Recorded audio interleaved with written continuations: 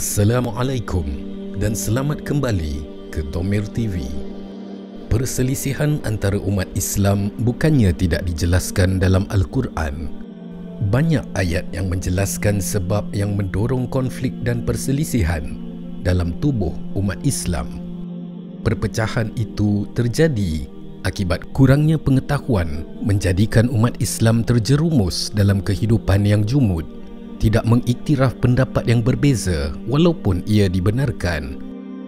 Akibat budaya jumud ini, maka tidak terbuka jalan kepada ijtihad untuk kesimpulan bersama dalam perkara-perkara yang diselisihkan.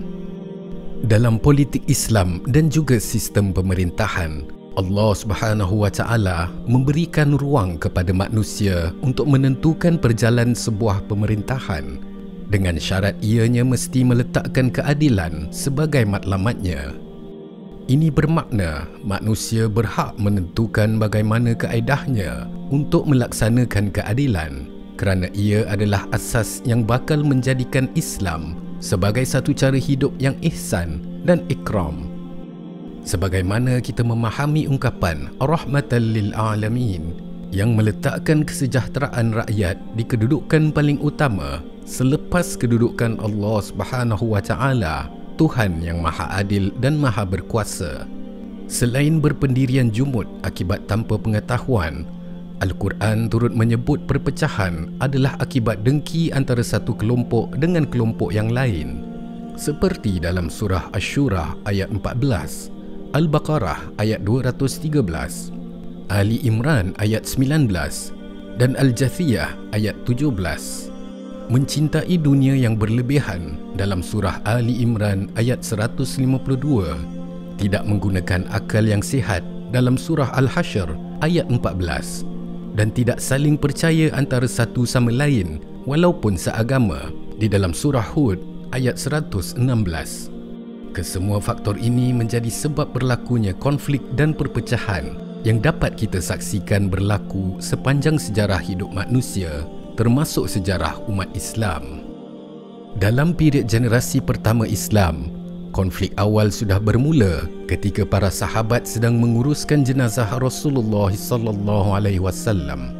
Konflik itu akhirnya dapat diselesaikan dan Abu Bakar As-Siddiq dibai'ah sebagai khalifah menggantikan Nabi.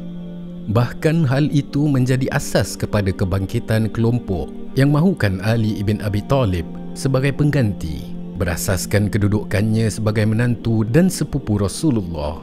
Kelompok itu yang dikenali sebagai Syiah tidak mengiktiraf sahabat-sahabat Rasulullah sallallahu alaihi wasallam, Abu Bakar, Umar dan Uthman radhiyallahu anhum, yang kemudiannya menjadi gerakan penentang yang cukup radikal sehingga berjaya membunuh Uthman ibn Affan radhiyallahu anhu.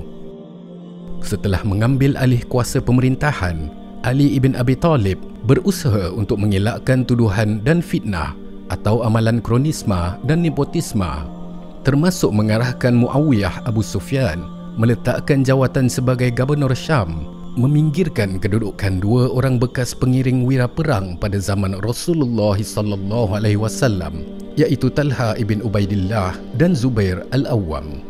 Dua peperangan itu, Perang Siffin dan Perang Jamal, menunjukkan faktor kepentingan diri sebagai penyebab terbunuhnya umat Islam sendiri dalam kalangan pengikut masing-masing. Walaupun dalam dua peperangan tersebut Khalifah Ali radhiyallahu anhu menang, kestabilan politik tidak dapat dipulihkan sehinggalah memunculkan semula gerakan penentangan yang lebih berstruktur sehingga mengorbankan khalifah dengan pedang beracun di Masjid Kufa ketika sembahyang subuh berjemaah. Dalam keadaan kesempitan hidup, kemunculan pelbagai fitnah cukup banyak dan boleh mempengaruhi pemikiran kita sehingga boleh menimbulkan kegentaran besar. Legitimasi kepimpinan politik cukup kuat memecah belahkan umat Islam. Ini disebabkan umat Islam tidak mengambil iktibar daripada sebab-sebab yang mendorong kepada perselisihan politik, sebagaimana diterangkan dalam Al-Quran dalam surah Al-Ma'idah ayat ke-14 yang bermaksud, dan di antara orang-orang yang berkata bahawa kami ini orang-orang Nasrani, kami juga telah mengambil perjanjian setia mereka. maka mereka juga melupakan meninggalkan sebahagian dari apa yang diperingatkan mereka dengannya. Lalu kami tanamkan perasaan permusuhan dan kebencian di antara mereka sampai ke hari kiamat. Dan Allah akan memberitahu mereka dengan apa yang telah mereka kerjakan. Perang Jamal, Perang Siffin dan Perang Nahrawan merupakan 3 peperangan saudara yang cukup memporak-perandakan politik dan komuniti Islam. Ia merupakan satu pertikaian yang cukup besar kesannya dan dikenali sebagai Al-Fitnah Al-Kubra. Perpecahan umat Islam sepanjang sejarah boleh dikelompokkan kepada 2. Pertama, kerana persoalan politik atau legitimasi kepimpinan, dan kedua, persoalan doktrin, yakni keimanan dan teologi. Kaum Khawarij melakukan tindakan memisahkan diri daripada kelompok Ali dan berusaha membangunkan kaedah teologinya sendiri.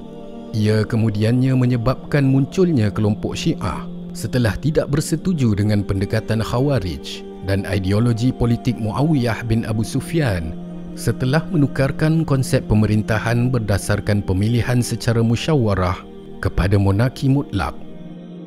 Konflik dalam Islam menjadi semakin membesar setelah muncul beberapa lagi kelompok yang di antaranya tidak cenderung mencari kesepakatan yang jelas. Mungkin pada suatu hari di Malaysia akan berlaku lagi pertukaran legitimasi kepimpinan politik sekiranya situasi perpecahan dalam kalangan orang Melayu Islam tidak dapat dibendung.